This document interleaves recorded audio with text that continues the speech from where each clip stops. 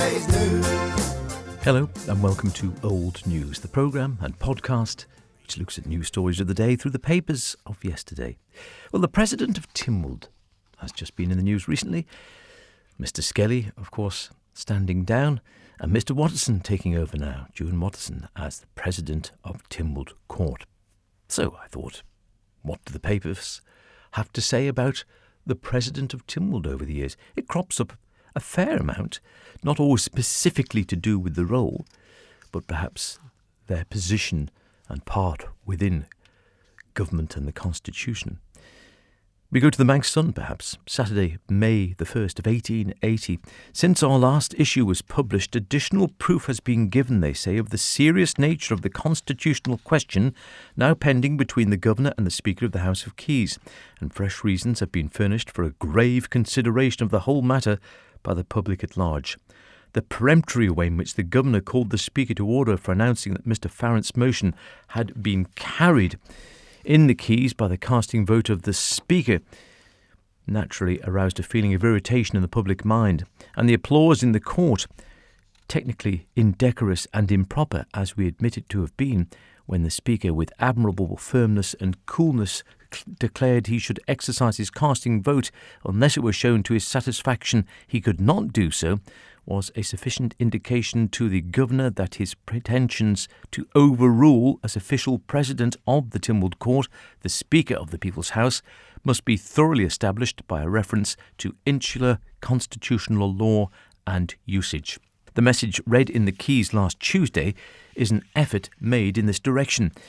In it, the Governor apparently makes out his case by a reference to one single precedent which occurred under the old regime when the Keys were self-elected.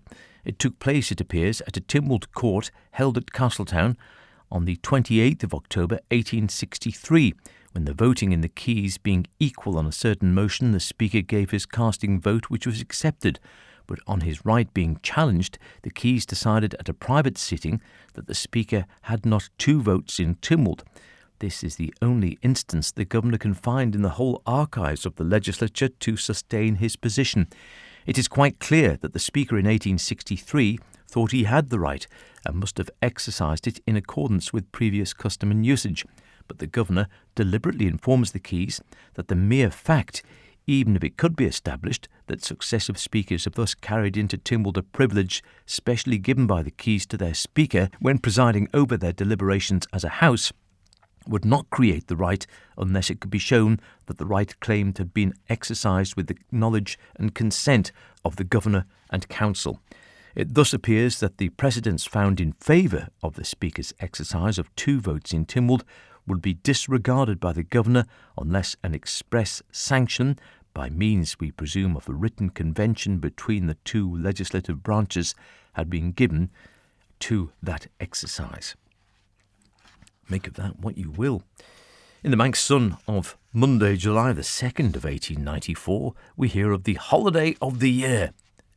What was it? Tynwald Day, of course. Thursday, July the 5th. Ancient ceremony at Tynwald Hill, St John's. First appearance of Governor Ridgway, President of Tynwald Court. Volunteers, Royal Naval Reserve, Detachment of East York Regiment, military and naval bands, etc., etc. Magnificent spectacle, it's claimed. Promulgation of Manx laws at 11 a.m. Afterwards to far-famed Glen Helen, pleasure grounds and Renass waterfalls, brackets, a few minutes' drive, which indeed it is. First-class string band, dancing, bowls, swings, trout fishing, etc. My word, it sounds good, doesn't it? As indeed Glen Helen still is today. I don't know how much trout fishing there is there now. Good hotel accommodation, admission to Glen Helen, sixpence. Children, half price. Well, now, of course, we have the fair right behind the hill, which seems to be, for many, far more popular than the ancient ceremony itself. How times change. The Alaman Times, Saturday, March the 17th, 1894. The new governor in Tynwald. Cordial reception by both branches of the legislature. Yesterday, Sir Joseph West Ridgway, Lieutenant Governor of the island, took his seat for the first time as President of Tynwald Court, and a cordial welcome was extended to him from both branches of the legislature. On His Excellency taking his seat at 11 o'clock, the Lord Bishop said, "Your Excellency, members of the Council, Mr. Speaker and gentlemen of the House of Keys, I've been requested to discharge a very pleasant duty this morning, both on behalf of the Council and the members of the Keys. It is to wish Your Excellency welcome in taking your seat for the first time as President of what I might term the oldest Parliament in the United Kingdom. It was my happy duty 2 or 3 months ago to discharge a similar duty in the Council of this island. Then His Excellency had not even taken his seat amongst us at all, but I ventured to take upon myself on that occasion the role of a prophet, and to say that I was quite certain that the manner in which His Excellency would preside over the Council would give satisfaction to all the members of the Council.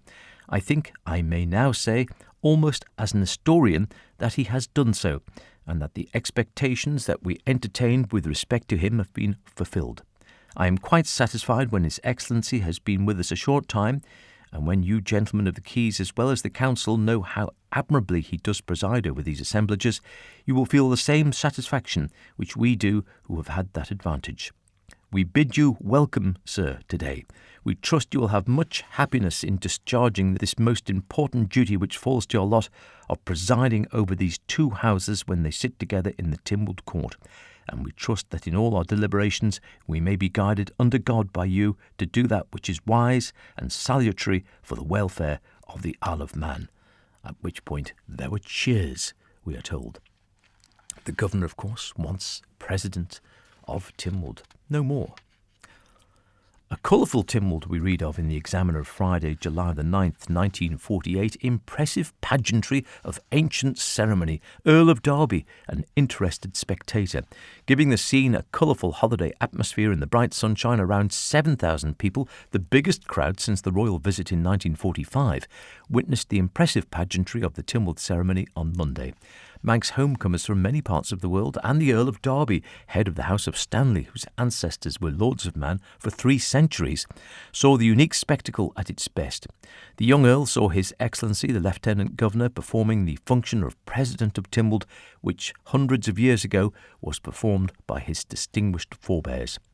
Notable among the visitors were 26 members of the Guild of Newspaper Editors, who were accommodated on a specially erected grandstand at the foot of the ancient mound. Before entering the St John's Chapel for the customary service, the Lieutenant Governor inspected the Guard of Honour, composed of detachments from the British Legion, Sea Cadet Corps, Army Cadet Force and Boy Scouts, and the band of the 1st Battalion, the King's Liverpool Regiment, who provided the music. His Excellency also placed a wreath on the National War Memorial. And then in 1957, in the Isle of Man Times of Friday, November the 15th, we read, "Will it be full Home Rule? Tynwald anxious over Chancellorship. Bill to give us constitutional reform read first time in Commons."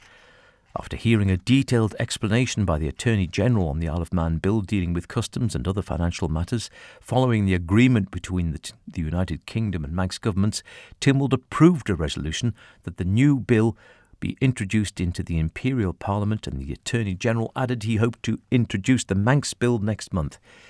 In view of Tynwald's decision, the Isle of Man Bill was given a first reading in the House of Commons the next afternoon.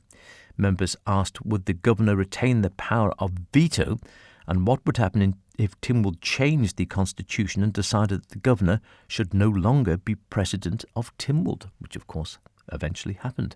In his reply, the Attorney General told members of Tynwald that the selection of the future Chancellor of the Exchequer was a matter for legislation. The Governor now filled the role, but there was no reason why someone should not introduce legislation to alter that. But whoever the Chancellor was, he must have the final say. It was not a veto, but he should know the income and say what the expenditure would be.